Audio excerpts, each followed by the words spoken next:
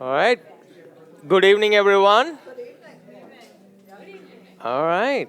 Whatever Inna did for icebreaker, it's really working well. I can't even get their attention now. Good job. Audio, good. Thank you. Yeah. Well, welcome. My name is Siddhartha. I am a physician. I have been working in the space of Foodist medicine for nearly 30 years.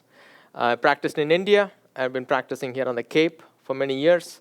And over the years, I've learned a lot from working with patients with using food as a tool to improve their health. And whatever I've learned has helped me tremendously to understand how Foodist medicine works.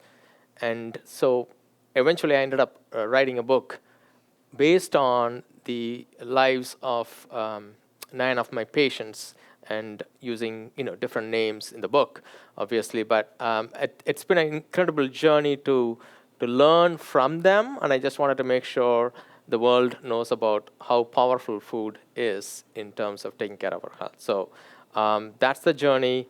In today's talk, the way I have lined it up is initially I'll share briefly a little bit about the book itself, how the origin is, and how the book is structured. And then we'll just move on to discussing some health aspects related to the food. And then we'll end up with a question and answer session. I will make sure you have enough time for questions.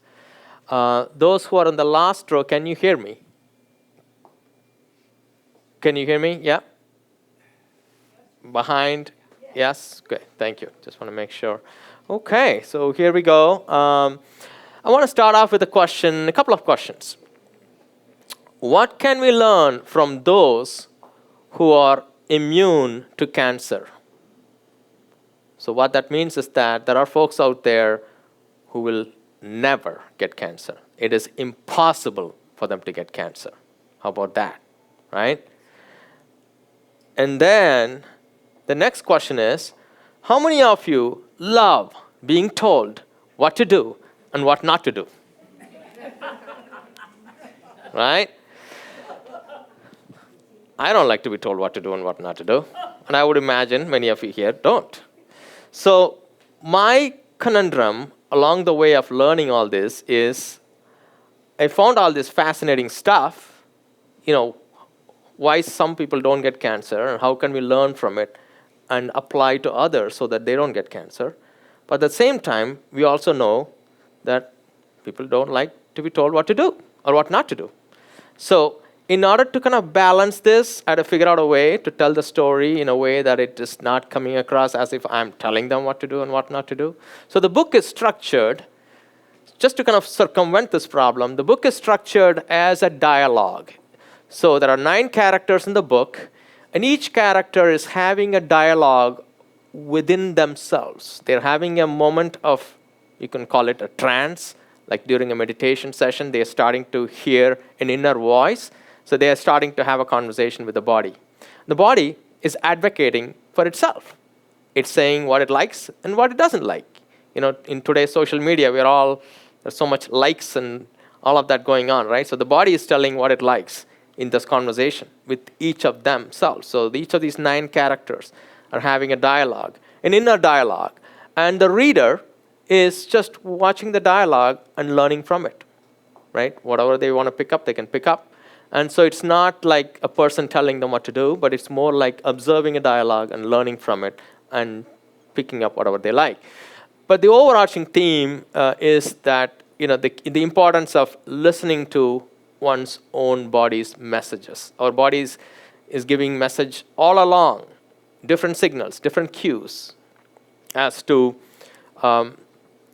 giving us guidance on, again, what it likes and what it doesn't like. It's been telling that all along. And the message starts to get louder and louder if we don't pay attention, right? So how does the message look like? The message can be simple, subtle changes that we may notice in the body. It could be as simple as, simplest thing, when we are eating, sometimes we notice when we no longer are hungry in the middle of the process of eating. But sometimes we may be watching a game or doing something else, and we realize it only when we are like uncomfortably full. And that's when, that's gotten to a little later stage, right? So we missed an earlier signal there. So that's an example of paying attention to the body's signals. But at some point it gets louder and louder, and it could be a message where, you're going to a doctor and they're checking your blood pressure and it's high. Well, there the message is even louder, right? Or somebody is checking their blood levels, their cholesterol is high. That's another message from the body. Or they are checking, cancer screenings, mammograms, colonoscopies, something comes up there. Then it gets even louder. So the message and the signal just gets louder and louder. And there have been opportunities along the way to pay attention, to pick it up early on when the signals and the message was at a milder stage, right? So that's kind of the lesson throughout all the characters that you would see. And so the body is advocating for itself along the way. And the reader, you, are the protagonist in the whole story. Even though there are like 9 different characters, it's all about you, okay? So, and then these are the different characters. What you see in yellow there, the excess body weight or cancer or diabetes, those are the different systems that are tackled in each of those chapters. And on the bottom, you see the names of those characters. River is the name of the woman covering the first 2 chapters, on cancer and overweight. And then diabetes, Alejandro is a character. These are all my patients. I just gave them different names. So Alejandro was one of my patients, local person, Hispanic. I just picked a different name for him. On diabetes, for heart health, that is Jason, who's in his 50s. He gets a heart attack. He works on a high-pressure job as an accountant.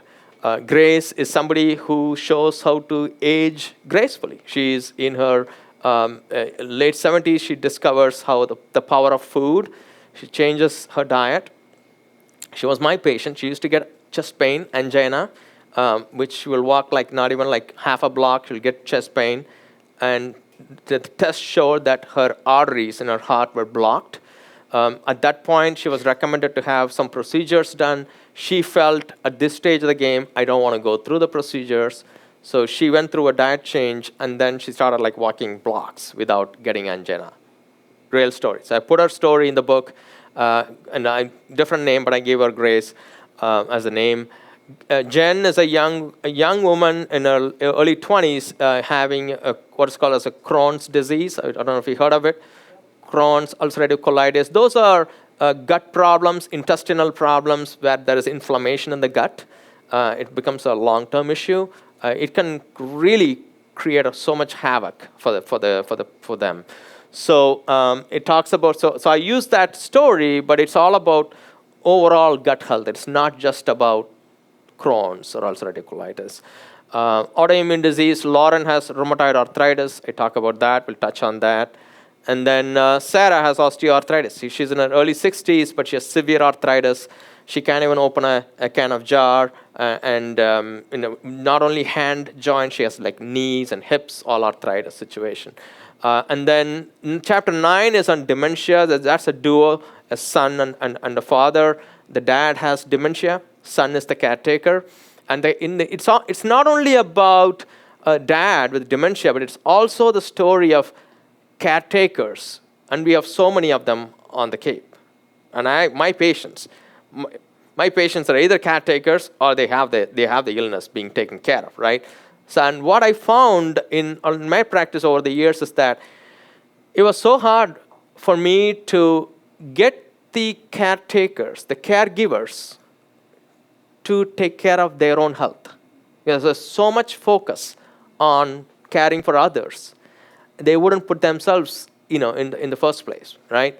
And but over the years, whatever I've learned, I try to put that in the story. And that story is not only for patients who are interested in learning about dementia and preventing dementia, but it's also all of us who are caregivers in our families, our friends, to know how to place our interest also. It's like if you've flown in a plane, the flight attendant comes and does these security safety features, and they talk about the oxygen mask leaving, but they tell if you have a little kid, put your mask first, and then take care of the kid. Same thing for caregivers, like taking care of ourselves, and then that way we can be there for others, right? That's on that. And the 10th chapter is pregnancy, just to kind of talk about nutrition, especially around increasing plant foods during pregnancy and the benefits of it.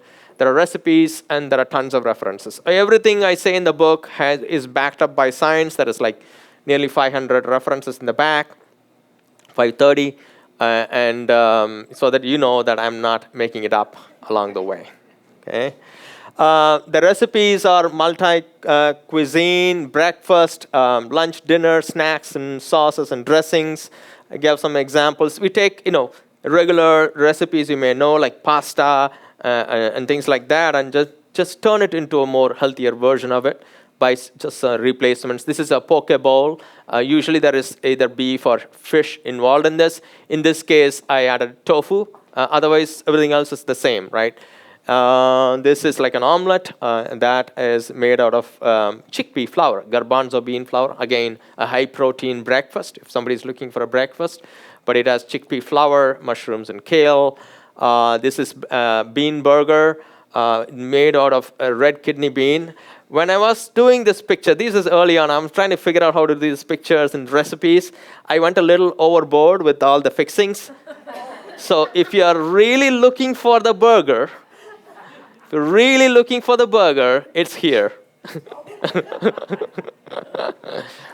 And this is a cookie recipe that I have. This is, again, no added sugar, I should say, cookie.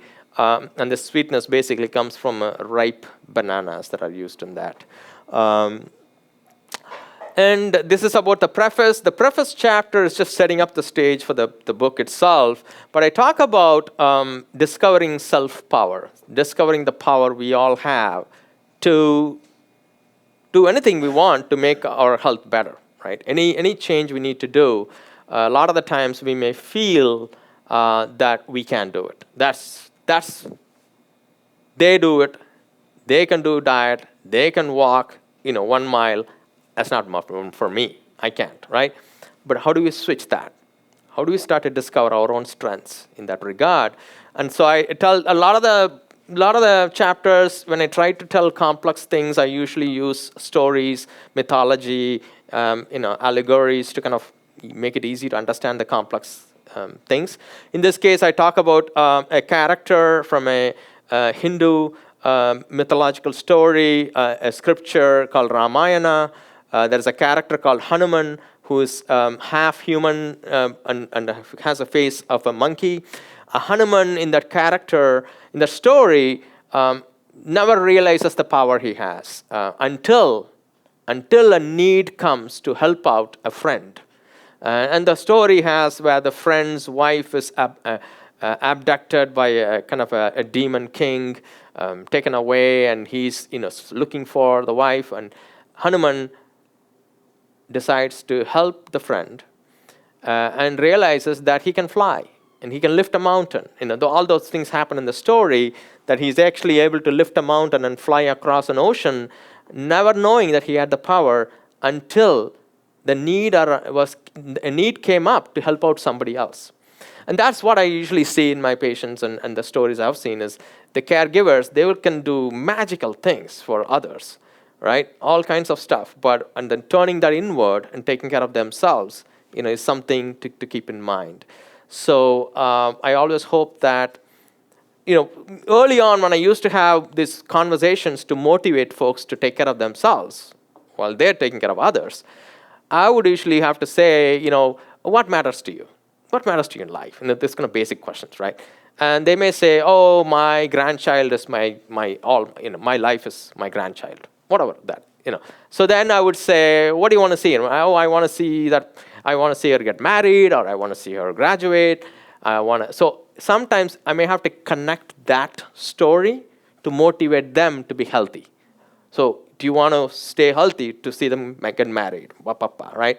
Always it goes back to not themselves, but for somebody else's sake, I'll be healthy. How do we twist that to come to a place where I want to be healthy for my own sake, right? that's this preface story about Hanuman and caring for others. You can't see this map well, but this is the map that I really love. It's an ancient map. It basically shows the march of Napoleon's army into Russia's winter. And what you say on the top, it says is Sala Berezina. I don't know. How many of you speak French here?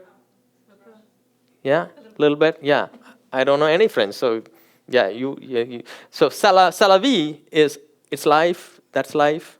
Sala Berezina means it's disaster, right? It's a debacle situation. And how did it come? Is the Berezina is a river.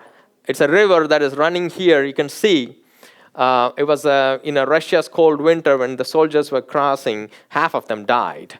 The Napoleon's army. And what you're seeing here, this kind of an orange-colored band that is coming this way. That is the direction of the march coming into Russia. And the width of the band, every millimeter is 10,000 soldiers. So Napoleon started with 1 million soldiers, right? Getting into Russia, and this is the retreat from Russia, and he came back with 10,000 soldiers, right?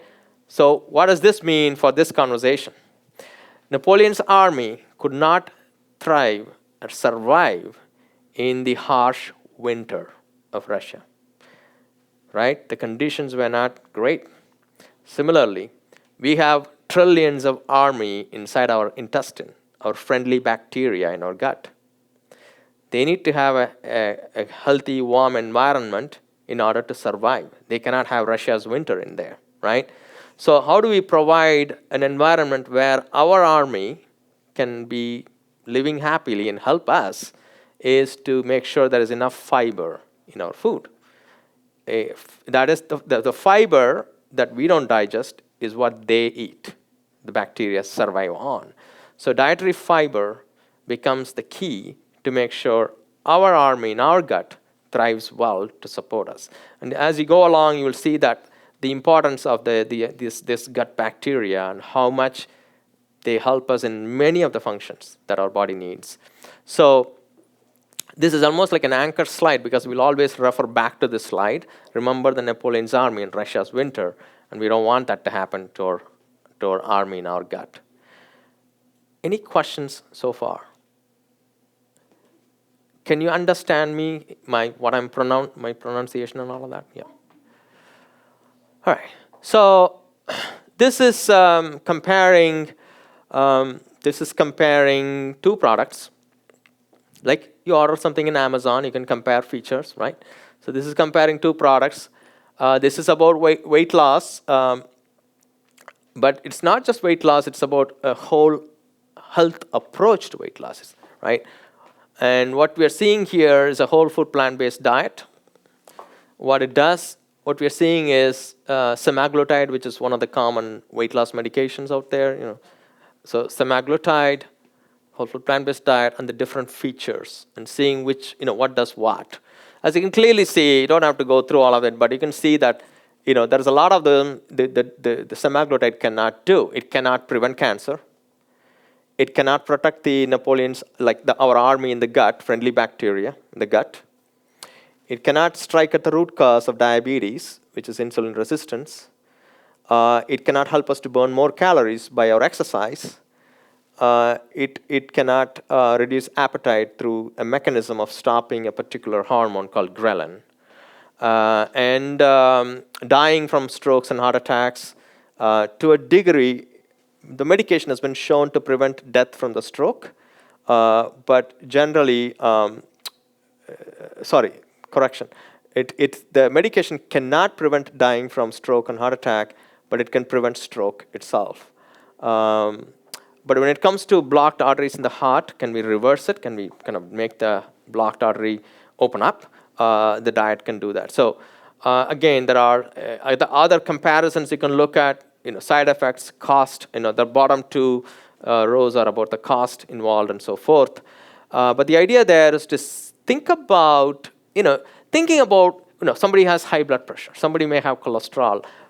It's trying to get out of the idea of thinking about only one part of our health and one system, and thinking more like a whole approach. In the entire system, everything is connected in the body, right? So I know when I talk about certain things, if somebody has high blood pressure, there is very likelihood they may have a cholesterol, they may have a fatty liver, because everything is connected. So that's the way to think about it. So this idea is moving away from, it's not just about weight loss. How do we take care of the entire health? And what works, what is a strategy that works like a one-stop shop for all of that? Coming back to this question, right? I started with this question. What can we learn from those who never get cancer? It's impossible for them to get cancer. Who are these people?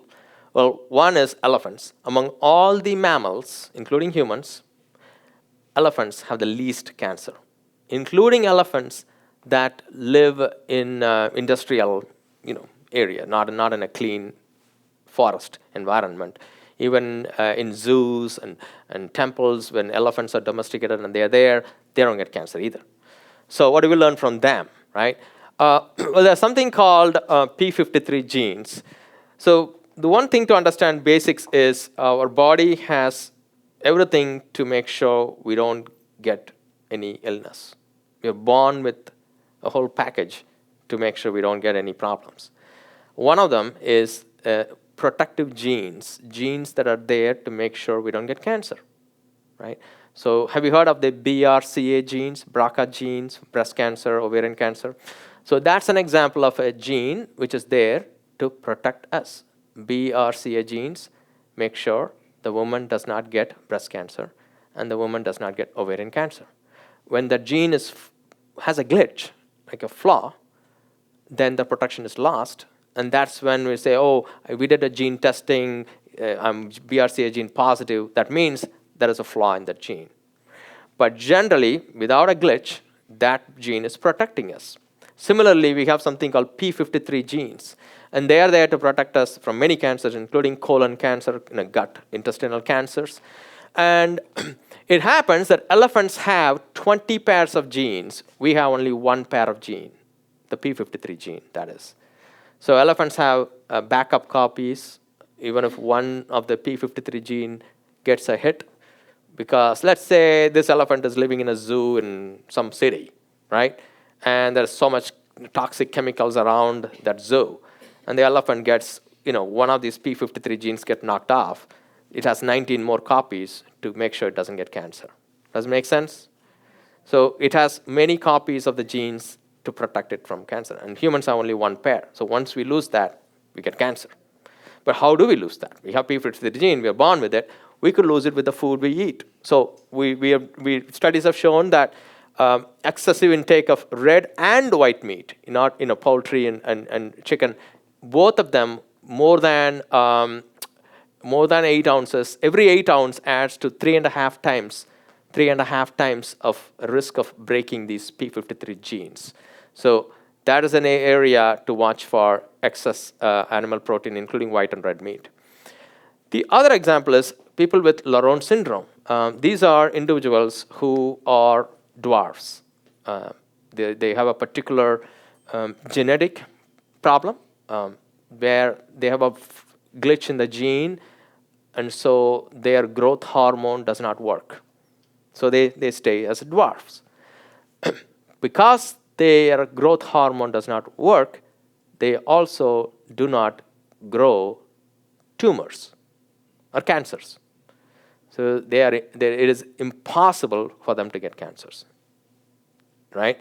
So because genetically they cannot produce something called IGF-1, insulin-like growth factor, IGF-1, and the IGF-1 makes the growth hormone work. So we all grow into adult size.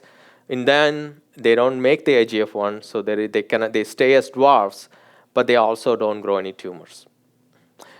How can we learn from them what IGF-1 does, and how can we make sure we don't get cancer? Is, again, we know that again excess animal protein induces IGF-1 levels more in the blood, and it also increases the mortality, like dying from cancer and so forth. So the common theme there would be protein from animals when they are done in excessive amounts. Clearly, in these two groups, it's just shown to increase cancer. So there will be other areas. I'll connect the dots on this, but it's a pattern that is emerging that is important to pay attention. And for how many decades we've been searching for solution for cancer, right? War on cancer, different presidents, all these things going on for decades. But when a group or more than one group never gets cancer, can we learn something from them and apply it for us so that we don't get cancer? That's the question here, right? These are the 7 steps. So based on all my understanding, these are kind of the 7 steps to stop cancer. On the bottom, what you're seeing in those little yellowish green is what we need to do in the food to make sure we achieve those steps. Increasing antioxidants, that's the first step, colorful fruits and vegetables. Second step is avoiding excess protein in the diet. Third one, again, increasing plant foods, the phytochemicals they call them. And you can see the different elements, increasing dietary fiber, that is number 5. Again, excess animal protein works in different areas to increase cancer. And then the last one is increasing something called anti-angiogenesis. Cancer has a way of putting things in place to grow. So it creates blood vessels to nourish itself. And it can also put blood vessels, like building highways, to travel to brain and to the liver. And that's when we get what is called as metastasis, where the cancer spreads to different organs. And it's done by the original cancer. The original cancer puts blood vessels to travel. It creates highways to travel. And the process is called angiogenesis. Genesis, creation. Angio, blood vessel, right? So it creates new blood vessels to travel. And there are foods that can stop that. It's called anti-angiogenesis foods. And so that's the list that we need to be looking at. You can also Google that, but Dr. William Lee, L-I, has done a lot of research in Cambridge, Mass. On anti-angiogenesis foods. So there is 7 steps to look at. There are a lot of science in that, but I have an example of one of the first steps, how it works in a video that I pushed out on the Instagram recently. I'm hoping I'm going to play that and you can see that, hopefully. Hello all, here's a riddle for you. These superheroes with colorful wardrobe can come to your party to stop cancer. Who are they and how do you make sure they show up for you? We're talking about antioxidants, the colorful fruits and vegetables that can work to prevent cancer. See, antioxidants work against oxidants, and the oxidants are high energy molecules that are bouncing around inside our cells, and they can break the very genes that are protecting us from cancer, like the BRCA genes or the P53 genes. So these oxidants, they're looking for an electron to become quiet, and the antioxidants in colorful fruits and vegetables can donate an electron and make sure that these oxidants become quiet and they don't break our protective genes. So think about ways to prevent cancer and think about which 3 colorful fruits and vegetables are you planning to add to your meal this week, and post it in the comment. I'll see you in the next video. Thank you. Here's a riddle for you. Sorry. It keeps repeating, sorry. Yeah, that's just an example of how colorful fruits and vegetables works. They have antioxidants. They need to work against oxidants. Oxidants are looking for a donor, not for money, but for electron. So we just need to give them some electrons to keep them quiet. And that's coming from our plate in colorful fruits and vegetables, which have, think about blueberries or leafy greens and spinach. Simple things that becomes a donor to donate something that these kind of chemicals are looking for so that they become quiet and they don't break the BRCA gene or the P53 gene. Make sense? Yes. Are you, I don't know if I'm going to say this right, but I'll just spit it out. Yeah, that's okay. Yeah, that's a good idea. I will. I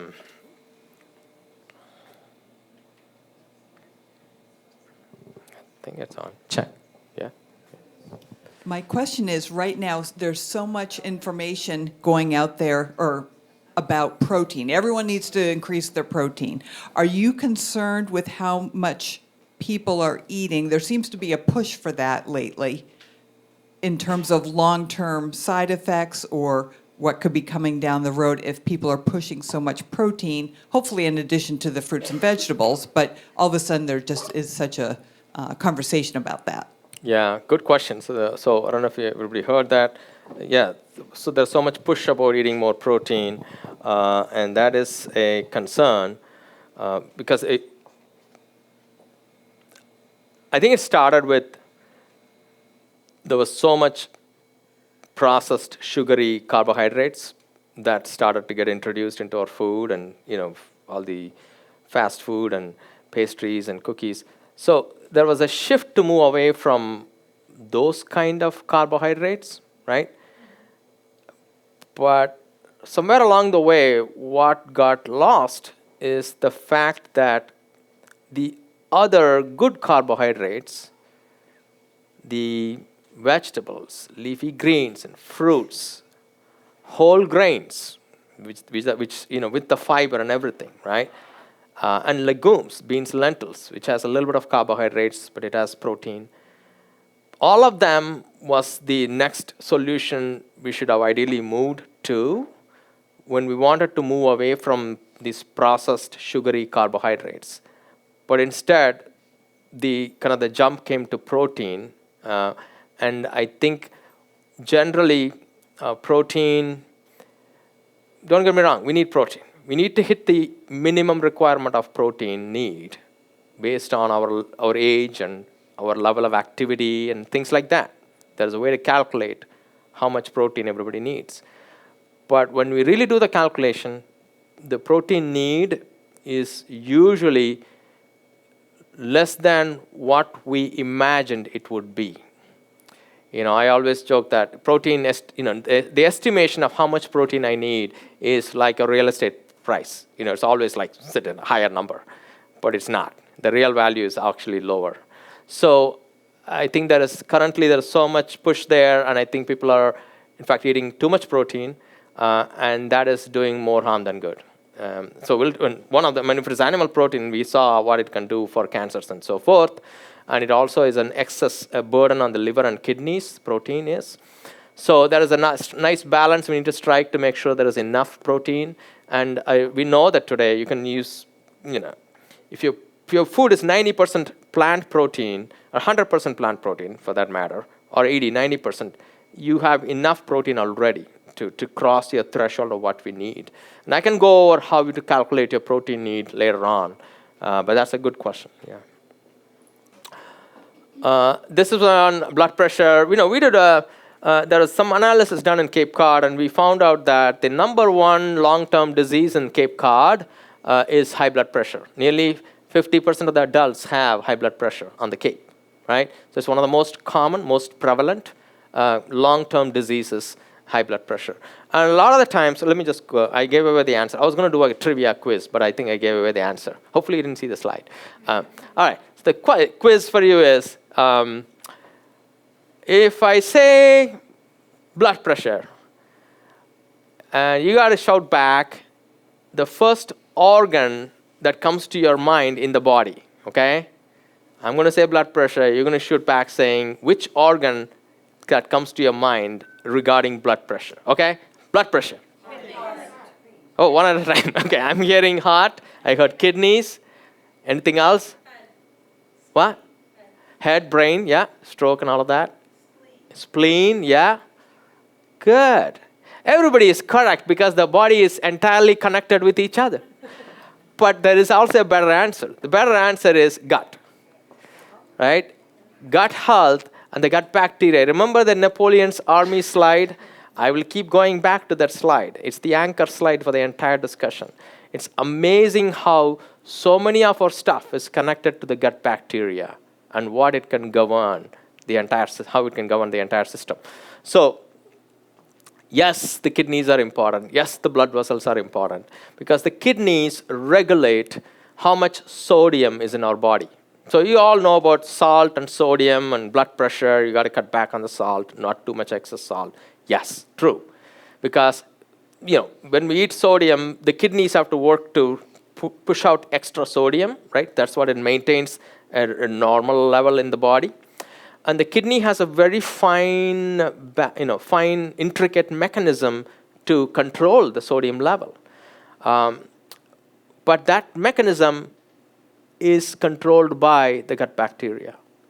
So the gut bacteria is like the controller of everything, central control system, which regulates the kidney's ability to maintain our sodium level.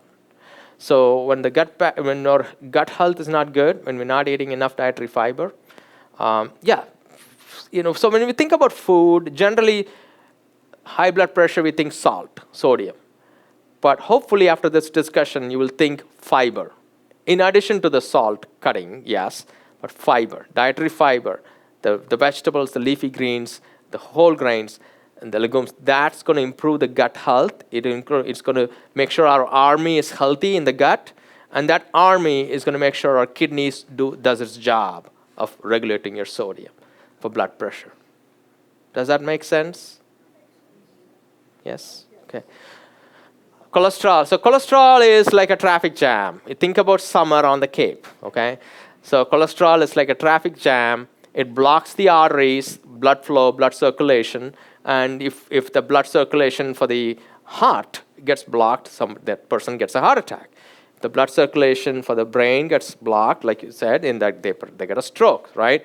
And so forth. So the body has many mechanisms to make sure. I told you that we are born with a complete package that makes sure we don't get diseases. So like we have the protective genes to prevent cancer, we have mechanisms to make sure cholesterol does not end up in our circulation. We have everything in place to make sure cholesterol levels don't go up, right? And yet, hundreds and thousands of patients, they go and test their blood and their cholesterol is high in the blood. Why? Because their system is getting exhausted from trying to put away the cholesterol from the circulation. There are mechanisms we have. One is excess cholesterol that is in the food. It's going to be dumped into our gut, and we will excrete it. It goes through bile, and we will push it out in the morning, right? So natural elimination of cholesterol. We have a perfect system through our bile liquid to do that. But when there is so much cholesterol produced from the food we eat, that leads to this whole system getting overwhelmed. It can't keep up with it. It can't keep up with pushing out the cholesterol through the gut. So what it does, the next best place it can do is to put it in our liver, right? So it'll start to pack it in our liver. And what do we call that? Fatty liver. So that's why it's so, when I see a patient with high cholesterol or high blood pressure, we always know that there's a potential for fatty liver as well. Everything is connected, right? So, in my book, I give the different analogies and stories. So one of the things you want to think about is, let's say you are, you're in your household chilling, and somebody called your friend's family and said, "Oh, yeah, hey, I showed up. We are here on the Cape for the summer. We thought we'll stop by in half an hour in your house." Okay, your house is a complete mess. In the living room, everything, all the stuff is in the living room. What are you going to do in that half an hour? Yeah. Put it in the closet, right? We all do that, right? Push it in the closet. We got only half an hour. The guests are here. Push it in the closet. That's what the body does. So when the cholesterol is building up and building up, it's just going to pack it in the liver. It knows that you can't leave it in the living room. That's our blood circulation. We need the blood flowing. So it says, okay, living room, no, let's push it somewhere else, put it in the closet, put it in the liver. That becomes fatty liver, right? So how can we go back to making sure that the original system of eliminating cholesterol works well through the bile, through the gut? Wouldn't it be nice if we can have extra bile to do that? Well, guess what? The army in our gut, the bacteria can produce bile acid 2.0. I made up that name. The actual name is secondary bile acid, which is kind of similar to 2.0, right? So it's called secondary bile acids. Look it up in Google. Secondary bile acids are made by the good bacteria to make sure there is excess bile to eliminate the cholesterol out of our system. So going back to the army again, eating fiber, leafy greens, vegetables, beans, whole grains, fruits, nuts, and seeds will make sure bacteria is healthy, it keeps producing the secondary bile acid, and we can keep eliminating the cholesterol out of the system. Any questions on that? These are the two linings. If you want to think about, a healthy house is where the plumbing is healthy. Am I right? You need to have good plumbing that's working for a house to be healthy. Similarly, these are the two plumbings in our body, two types of plumbing that needs to work well if we need to stay, this house needs to be healthy, right? And so one plumbing is the arteries, the blood flow circulation. You got to keep it clean. The lining of the arteries, the inner coating of the plumbing, they need to stay healthy. And the leafy greens does that. The nitrates from the leafy greens does that. Generally, eating higher fat and higher sugar foods, high sugar, high fats, messes up with the lining of the plumbing, the artery lining. The first lining is fragile. And this is about the gut. So what you're seeing here is the gut lining. So this is, if you imagine intestine as like another plumbing tube, right? There is an inner lining. It has 5 layers. And keeping that healthy, the lining of the gut, if that stays healthy, guess who's healthy? Who's happy there? The army is happy. The army lives there in the gut lining. The army is happy, and it's going to take care of many of our issues.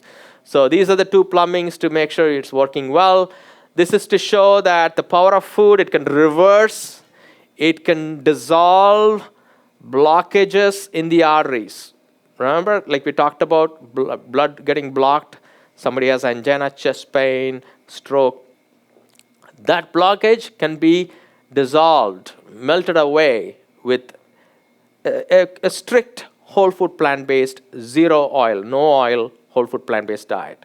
Yes, it's a little bit intense diet, but it takes intense stuff to undo that. So what you're seeing is an angiogram. I don't know if you know angiogram. It's a procedure where they'll pass a catheter in the vein. It'll go to the heart. They can inject a dye in the arteries. The dye will light up the flow of the blood in the arteries. You can see that here.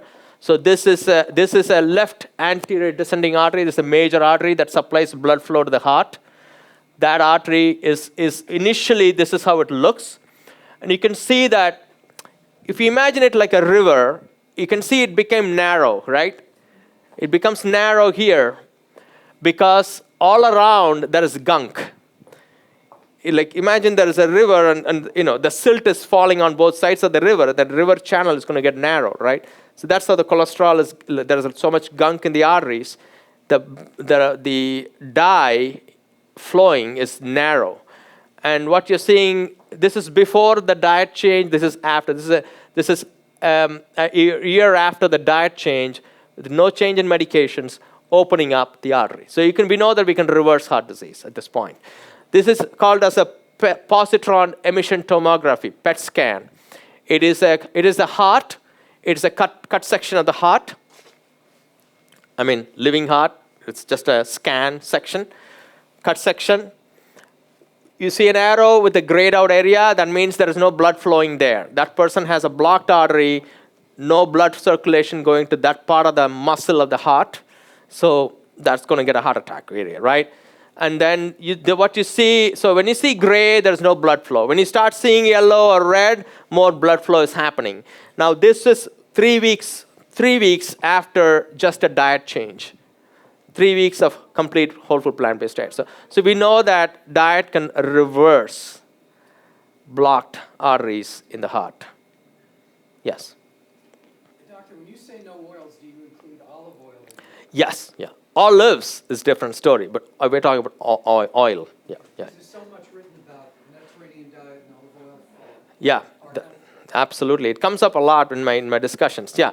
So it is definitely Mediterranean diet is way better than not doing a Mediterranean diet, right? But then this takes it to a whole new level. That's, it's kind of in a spectrum of different stages of upping the game, right? So Mediterranean diet is far better than standard diet you can think about. But then you want to up the game. Like when somebody, it can prevent issues, but it can postpone issues like this.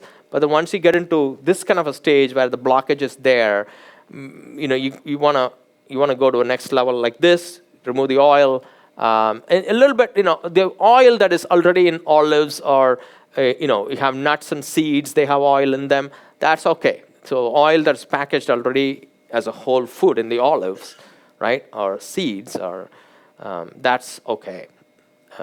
But that's how it works. Good question, though. Thank you. Yeah. So we know that, let me just go back for a sec. So we know that we can reverse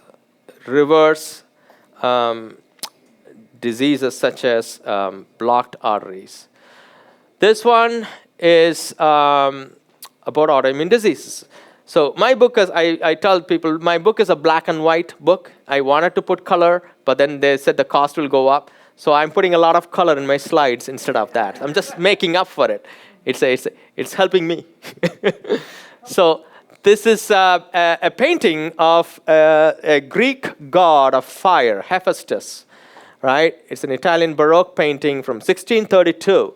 So in my story about autoimmune diseases, where I talked about Lauren, who has rheumatoid arthritis, I think. So I talk about the gods of fire from the Greek and the Roman mythology, right? Vulcan, Roman god of fire, and his story.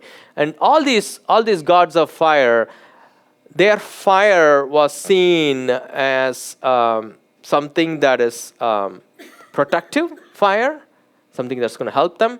At the same time, it was also feared because it can be a destructive fire by the adversaries. So the same fire that can be protective or destructive. Similarly, our immune system, that's the analogy I'm taking you there. Our immune system can be protective or destructive. Yeah? When did we see destruction big time by the immune system? Autoimmune disease, yeah. But we saw it globally. March 2020. What happened? COVID. During COVID, early on, we were still figuring out what was going on in healthcare systems. A lot of people are dying, unfortunately, in the ICUs, right? Many people are dying in the ICUs. And what we found commonly was that their lungs were flooded. And they couldn't breathe themselves. They had to be put on ventilator machine support and so forth. Very unfortunate, very devastating for so many families, right? But the reason when we find out what is happening in their lungs is that they had so much immunity coming into their lungs. All the immune soldier cells we have, white blood cells, they were just flooding into the lungs. We actually call them, we call them cytokine storm. It's like a blizzard of cytokines, which is the immune cells. It's called cytokine storm. And it was coming in, and that is where an example of immune system basically throwing the kitchen sink at the lung.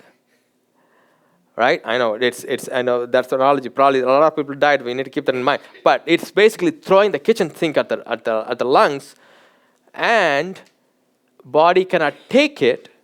But the immune system also it's a novel virus. It's never seen anything like that, so it's going crazy.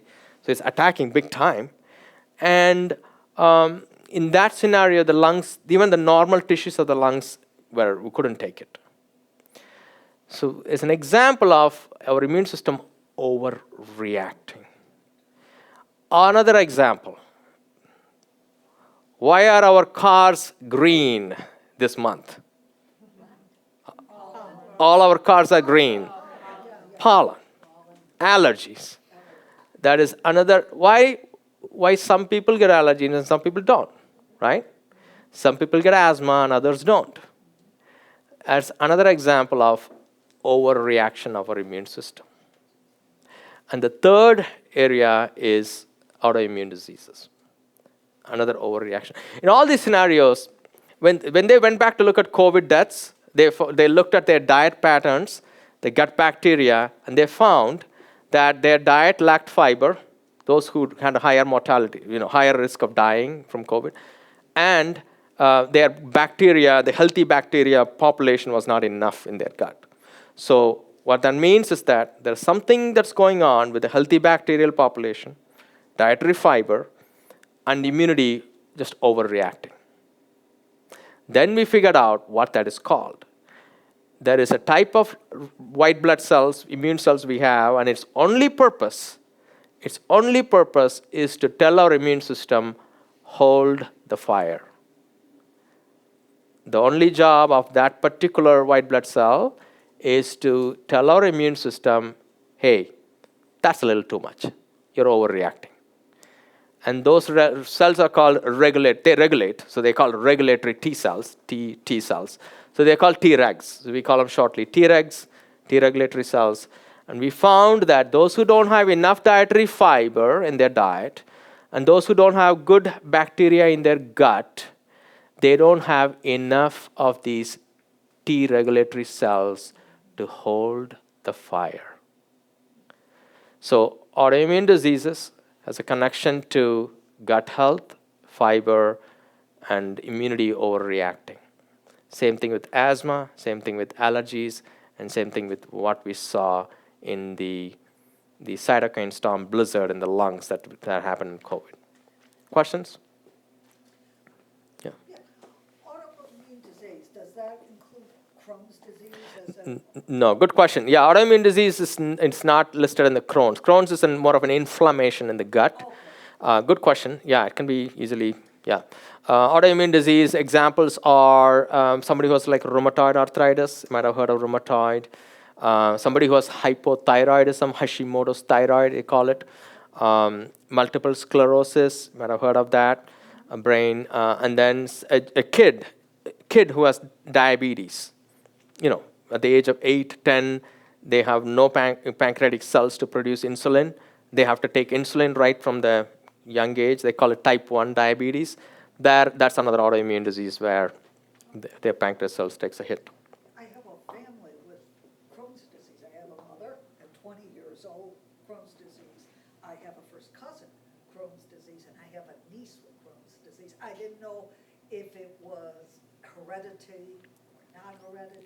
Great question. Yeah, so both Crohn's and ulcerative colitis have a genetic component, but diet can overcome the genetic influence. It's called epigenetics, going above the control of the genes to control the genes by diet. I talk all about the genes and ulcerative colitis, Crohn's in the book. Yeah. Good question. So gods of fire, not immune. Fall risk, there's a lot we see in the Cape, people falling, breaking their hips, and everything goes downhill after that. So the calories and protein are important. This is why, whenever I say don't take excess animal protein, it's important to make sure we get enough protein, basic minimum requirement, and most of it from plant protein, hopefully, with fiber coming to get the healthy bacteria. But if we don't have enough calories, somebody who's not eating enough calories, not eating enough protein, and they're not doing any strength training. You don't have to go to a gym to do a strength training. They are not doing their regular stuff that keeps the muscles moving and the bones loaded. That'll lead to something called sarcopenia. It's a medical term, but basically not enough calories, not enough protein, and no strength training going on. And then imagine the same person also is not eating enough fiber, and they have excess body fat and cholesterol building up. That combination is not a good combination. Excess body fat and sarcopenia increases the risk of falling down or difficulty climbing stairs by 260%. That combo. By each of them can do that, but when you combine them, it's a higher risk. So this is an issue that we in healthcare systems see that in the Cape, a lot, fall risk and all of that. It's also common in any age group, whether anybody can fall and break things. So I think it's key to understand the role of muscles, protein, calories, and fat, and how it all comes together. And diet plays a crucial role. So not enough protein is a problem in this sense, and over too much protein can be a problem in other things that we talked about. So there's a balance. All right, gladiators. So one of the things I always get questions is, I'm worried about not getting enough protein. If I eat like eating fruits and vegetables and beans, how am I going to get my protein, right? So there's been tons of studies done, looked at it. We can get enough protein, build muscles, be athletic and all of that with eating just plant protein, making sure you get enough calories and enough protein. How do we know that? From studies looking at it in today's world, but also looking at the bones and studying the bones of gladiators from the 2nd century and the 3rd century. So they exhumate these skeletons of these gladiators, and they study the bones using isotopes, carbon dating isotopes, and they can look at the bones and say, oh, this calcium, where did this come from? Oh, this magnesium, strontium, where did it come from? And they can trace it back to its origin, right, based on the how the calcium is and how the strontium is. And they found that the diet menu of gladiators was barley, wheat, beans, and vegetables. Barley, wheat, vegetables, and beans. And as you know, they were slaves, or they were like convicts. They were expendable, basically, right? So they were not going to give them cakes and meats and all of that. They just said, go and eat your vegetables and beans and barley and wheat. And they didn't get their heart attack, but they had other issues, fighting with dangerous things and all of that. So, they all had short lifespan because of the danger they were in, right? They were all dying young in the arena, so there is no way to know, in this diet, how long they would have lived with a healthy heart and things like that. So there's no way to know that. But we do know that they got everything they need to build their muscles and be a gladiator and train for it. It's all about the training and the calories and the supplying all the nutrition before and after the training, right? So that's all we need. So the gladiators, they even had a name for them called hodieri, which is a kind of not a nice way to. They didn't have it was a kind of a derogatory term in those days, and that means barley men. Barley men was like a lower class kind of a thing those days. Barley, yeah. So barley is a rich source of strontium, which is good for the bones. So barley and wheat and vegetables and beans.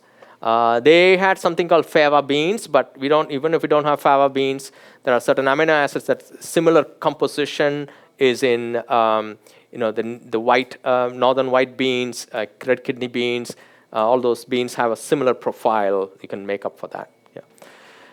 So there's enough protein you can get from plant protein itself to build muscles and be an athletic person and all of that. You got to know how much protein and calculate it and all of that. It's not only for athletic folks. We talked about sarcopenia, right? We have patients we see in their 70s and 80s. They don't have muscle mass. They have sarcopenia. They fall down and they break their bones. They're not eating enough protein there too. So there is all in different. For a teenager growing up, we got to make sure we manage all of this, right? So the protein conversation applies to any age group, sedentary or athletics or bodybuilder, anybody. It's a conversation that is important there to understand that that can be done.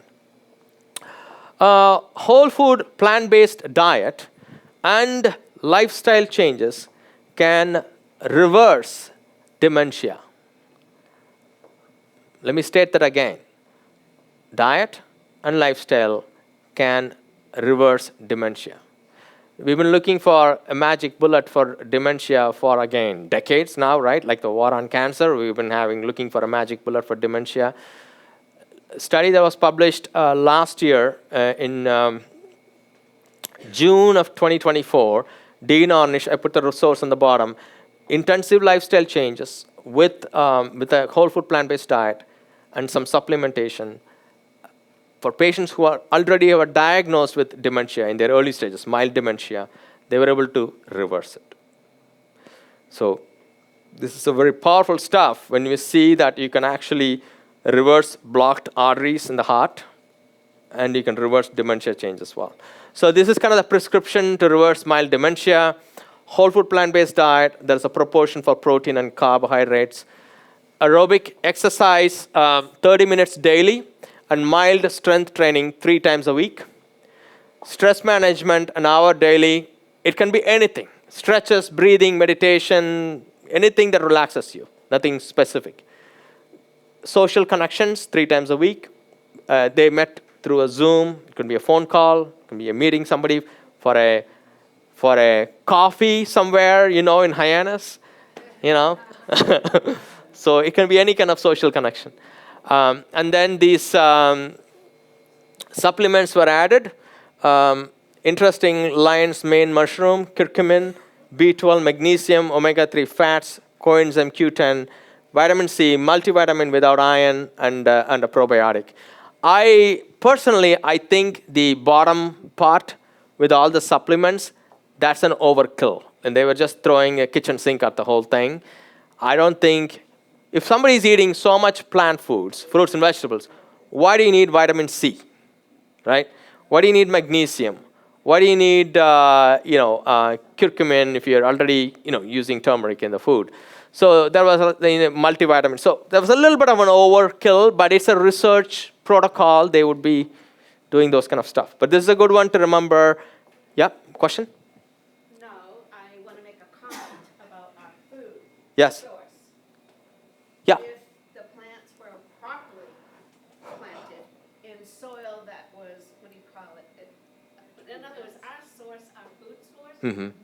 in the ideal, Yeah. would have magnesium and all that stuff. Yes, I know what you're But saying. our food chain, I think, is lacking. Yeah. And that's why I'm big on, I take all those supplements, by the way. Okay. Only because I don't think our food chain is up to par.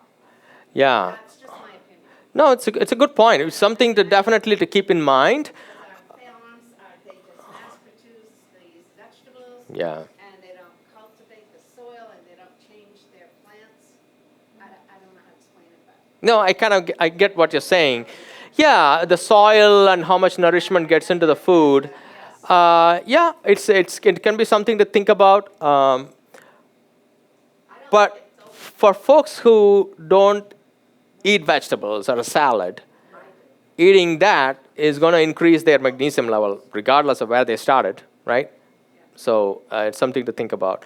And the body has amazing ways to manage that as well. So even if you have a little dose, it will make sure that it doesn't, for example, zinc. If somebody doesn't eat enough zinc, daily body eliminates zinc through our stools. We have a fecal excretion of zinc. So if somebody doesn't eat enough zinc on a particular week, body will hold back eliminating the zinc. So it's just one example of how the body can adjust to some degree. Yeah. So that's the prescription for reversing dementia. I have a chapter that talks about pregnancy. Some couple of things to remember, okay?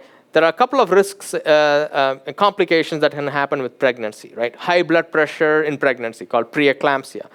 People can die, the mom can die from it. High blood pressure in pregnancy. And then diabetes in pregnancy, gestational diabetes we call that, right? These are things you can prevent by eating enough fiber. If the mom eats enough dietary fiber, it has been shown that for every 10 grams of dietary fiber, the risk of blood pressure goes down by 14% in pregnancy. And every 10 grams of dietary fiber, the risk of gestational diabetes goes down by 26%. Every 10 grams. Imagine that, right? So there's a lot of opportunities there. And then I finish up by talking about outside the food. Food is one part. Food is not everything. There's other things we need to think about in how we can be healthy in a mind, body, spirit, right? So in that sense, our relationships matter.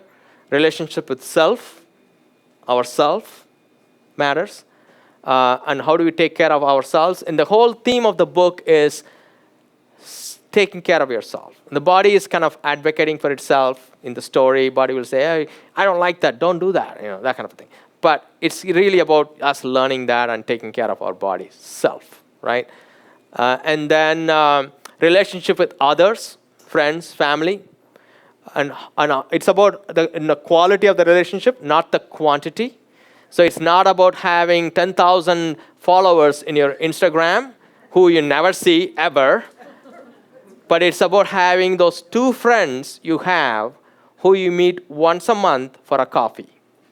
That matters more than the 10,000 people living in social media world. Okay? I'm throwing a lot of coffee references here, and it's not intentional. And then a relationship with the larger self, beyond ourselves. It can be spiritual, it can be celestial, it can be faith, it can be spirituality, it can be nature, whatever works for you. Whatever is your cup of tea, as they say, right? A cup of coffee. Oh, that's a good one. I didn't think about that. Oh, there you go. Sense of purpose in life. So, these scientists and researchers, they want to break down everything, right? So we all know sense of purpose, but they have a theory for it, like anything. So they break it down. Sense of purpose is having a sense of direction in life, having goals, and seeing meaning in life. So seeing meaning in life, having goals, and a sense of direction in life, which I see a lot. I mean, a lot of the community members I meet, they're retired and they're volunteering left and right. They're so busy after retirement with 5 volunteering things they do than before when they held the job, right? So there is so much purpose and meaning. They wake up in the morning because they have something to do that week. So it's important. So the sense of purpose in life has been shown to reduce something called oxidative stress in our body, the wear and tear. It reduces inflammation in the body. It makes our blood glucose level better.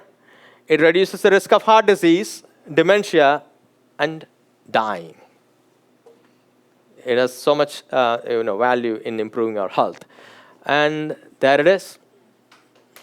Thank you very much. So I want to thank you. I want to thank Ina and Andrew for giving me this opportunity to use this space to present. They do an amazing job of building community. Recently, one of my friends introduced me to, Kate is her name, she introduced me to a concept called the third place by somebody who introduced that by name Oldenburg. Oldenburg introduced something called the third place. And the third places are the idea of having a place to go to other than home and work. Having a place to go to other than home, school, where there are things you can do to build connections. And we are sitting in one of those places. So let's give a little shout out to Ina and Andrew for that, for building community. And yes, yeah, thank you. I have a question. By the way, you can check out my website, and my Instagram is Dr. Sid, fresh and wholesome, if you want to check out the Instagram as well. Well, first of all, I would like to advertise. Is it on? Show's on. 1, 2. Yeah, perfect. I would like to advertise the book. It's beautiful purple color. All my secrets. So all the secrets that Dr. Sid has is in this book, right? No, you don't have any secrets. So all your secrets. The body secrets. So That's the sequel. and I dropped the ball. I didn't read the beautiful biography of this wonderful person in front of us. It's on the first page. Should I read it? I think I should. For everyone to watch. By the way, this event is recorded, so when you come home, you can Google changingtheworldtv.org or ctwtv.org, and this meeting and this presentation you can watch again and again and again. Thank you to Andrew for a wonderful recording. Let's give a hand to Andrew for that. And I just want to honor and recognize a wonderful speaker today. And this book that you will purchase tonight, right? And here's the person in front of us who's the author, drawing from his 30 years of medical practice experience with a focus on nutrition. Dr. Kumara Siddhartha uses simple everyday analogies and logic to break down the complex inner workings of the human body, which I believe like a house where we live in, right? From your presentation with pipes and a kitchen and all those things. Closets. Yeah, and closets. I was imagining my body's like a house, living room, closets. And Dr. Siddhartha completed medical college at the government Mohan Kumar Magalan. Did I say it right? Yeah. Good Wow. job. Yeah. Medical college in Salem, India, followed by internal medicine residency training in Lincoln Medical Center, affiliated with Cornell University in New York. His pursuit of nutritional knowledge led him to complete a Master of Public Health in Nutrition at the University of Massachusetts Amherst. Did I say it right? Yep. Amherst, Massachusetts. Thank you.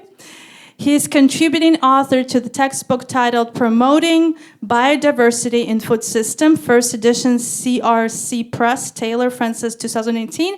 In 2016, he was the medical honoree of the American Cancer Society of New England for his efforts to prevent cancer through nutrition, education of the community. And he's done so well. Every second person who comes to the coffee shop knows Dr. Sid. He is board certified by the American Board of Internal Medicine. He's certified in plant-based nutrition by Cornell University and T. Colin Campbell Center for Nutrition Studies. He currently practices internal medicine in southeastern Massachusetts. Let's give a hand to our wonderful speaker. Thank you. Thank you so very much for Thank you. sharing so generously your knowledge. Thank you. And I have a couple questions from people who weren't able to be present, but they will watch later. It has to do with hormones. And you know all those questions. You talked to that customer, Heather. She Yeah. left us a couple notes. Yeah. Yeah. So, can you folks hear me? Yeah. One was on menopause and weight gain. Difficulty to lose weight in menopausal age. And, what's the role of diet? I do the diet, it's still not working, that kind of a conversation. So, one of the things to understand is that estrogen is an antioxidant. Estrogen is an antioxidant, like the blue pigment in the blueberries or other things we talk about as antioxidants. So all the years of the woman's life until they hit menopause, the estrogen has been providing antioxidant supply or acting as an antioxidant. And that helps to, we know that oxidative stress, the opposite, the video that I showed, the antioxidant, the oxidant is like a bull in the china shop looking for a donor, electron and all of that. So the oxidative stress builds something called visceral fat. Deep inside the abdomen, there is a fat that builds up. But all along during the adult years, the estrogen was keeping a check on the visceral fat because it was working against the oxidant that was going to build the visceral fat. Same thing with osteoporosis. Women's bones get weaker when they hit menopause, right? And now we know that the central problem in osteoporosis at the menopausal age is not calcium. It's not about not getting enough milk and all of that. It is about not eating enough antioxidants in the food. That is colorful fruits and vegetables, because oxidative stress is at the core of bones breaking down into osteoporosis at a menopausal age. All the years during the woman's life until menopause, the estrogens were acting as an antioxidant to protecting the bone. When the levels of the estrogen drops, and the woman is had not built up antioxidant load in the body by eating, more antioxidants along the way. Now the bones are left without estrogen, no antioxidants, and their meal plate didn't have antioxidants along the way. So that leads to osteoporosis. So the weight gain, menopause, has a lot to do with oxidative stress, and antioxidants could counter that. The other question was irritable bowel syndrome and the best diet for it. I don't have a particular answer for it because a lot of the times what we think as irritable bowel syndrome, if we go to the layers beneath that, there is other things we identify, and we need to kind of direct the diet program accordingly. So it's not a simple, and that person is not here, but it's not a straightforward answer for that, because a lot of the times, they could be called IBS because of not finding exactly what was going on too. Is organic food better? Well, that leads to I don't know how time. So organic food better. So the idea I always say is that the best way to, I will ask them, why are you trying to, anybody interested in organic food here? Anybody interested in organic food and all of that, right? Yeah. Okay. Why? Less bad chemicals.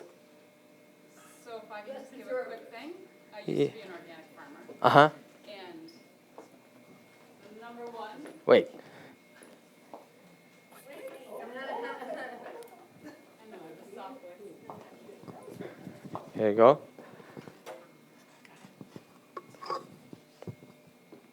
So I have a couple opinions on this, but just to speak, but really to summarize it all, to speak to your point earlier about soil depletion and minerals being depleted in soils, that happens for so many different reasons, but certainly over cultivation of the soil and not taking care of soil health and maintaining proper nutrients in the soil, that's a big piece. So whether it's organic or not, and I will say USDA certified organic, it's a fine line between what they allow organic farmers who are certified USDA farmers to apply to the fruits and vegetables. They're still allowed to apply. We were, all the farms I worked on were certified organic, and we were still allowed to apply herbicides to some degree, pesticides, and but they had to meet standards.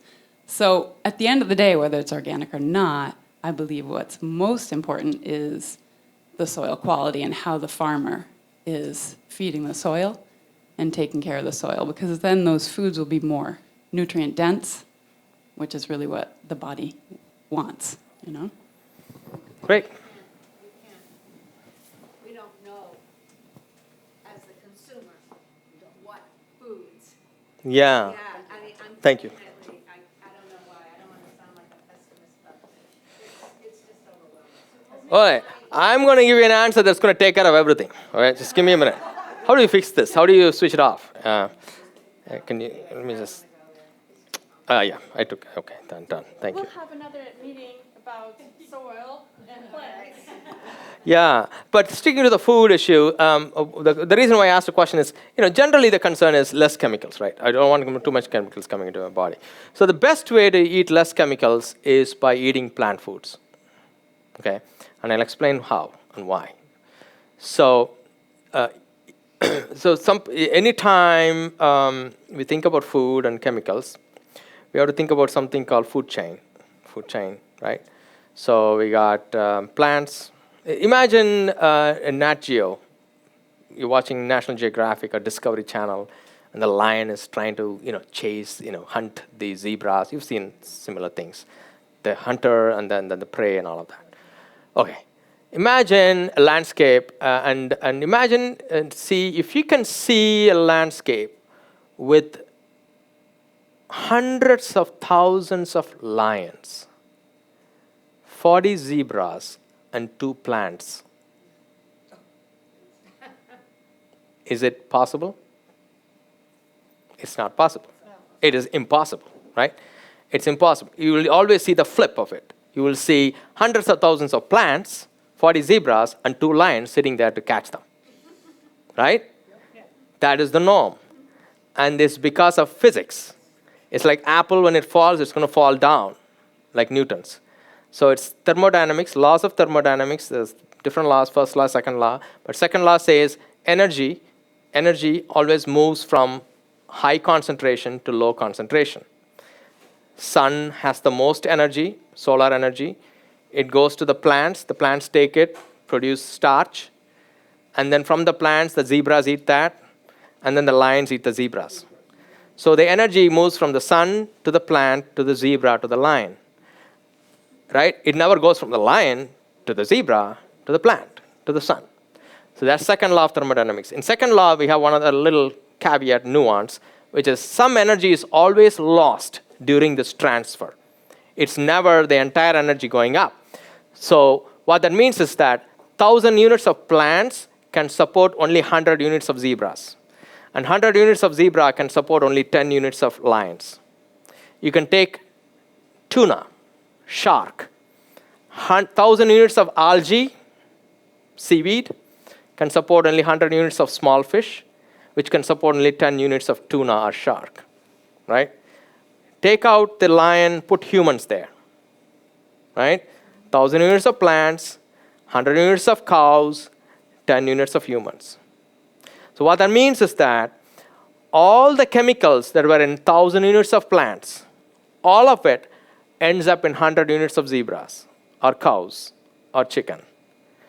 All of that ends up in 10 units of humans. So it's called bioamplification. The concentration of chemicals goes up. So 1 gram of broccoli, 1 gram of a chicken, and 1 gram of humans eating the chicken, the humans will have the most toxins, highest concentration. It's called bioamplification. Make sense?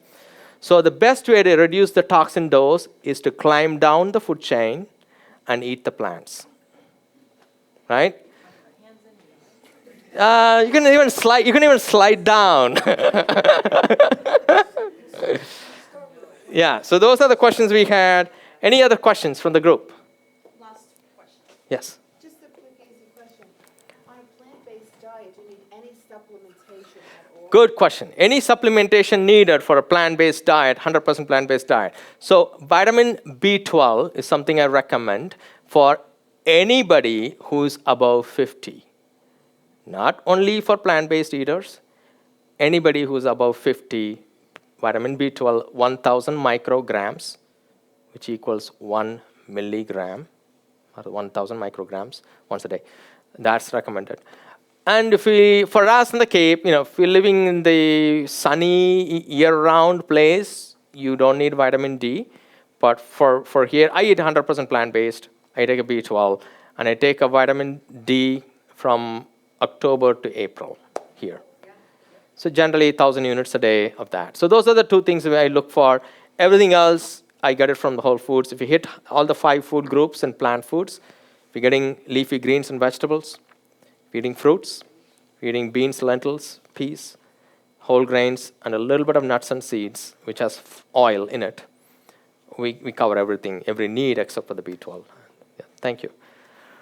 All right. Well, thank you very much for your attention. And thank you, Inna and Andrew, for... Thank you. And I would like to say thank you to Megan for providing living water to us. And if you love that water, please ask her, where did you get that water? And she will gladly tell you. In regards to purpose, when you showed a picture of packing meals, there is a wonderful opportunity. Tomorrow at Trinity Christian Academy, there will be Feeding Your Starving Children project, and hundreds of volunteers from all over the Cape, different churches, organizations, workplaces come together, and they're packing meals in a couple hours, and it ends up being shipped to Africa, to all over the world, and feeds thousands of children who are malnourished. Isn't that incredible? It's called Feeding Your Starving Children. And if you're interested to be part of it and volunteer, like picture showed, you're welcome to come Trinity Christian Academy, it's down the road, on Meriden Road, from 8 a.m. till afternoon. They have an opportunity. You can just show up with available hands, and they will show you what to do, and you will walk away happy and with purpose. And also find on our website, changingtheworldtv.org or ctwtv.org. We have calendar of events, and we have amazing events throughout the year. Some of them were mental health awareness, where Dr. Sid generously shared his expertise, and Judy as well was part of it. And in the summer, we welcome thousands of international students who come on J1 visa. We feed them, we welcome them. If you would like to be part of it, you can talk to me as well. And come for a wonderful conversation connection with the craft coffee made by Andrew and Jill. We are open from 8 to 2. So you're welcome always to come here. Third space, like you said, community hub. Thank you very much for being here, for your listening ears. Please get this book and read it and study it, and to grab a book for your friend as well, okay? Thank you very much. Books there, and if you already have a book, I can also sign them. Thank you very much.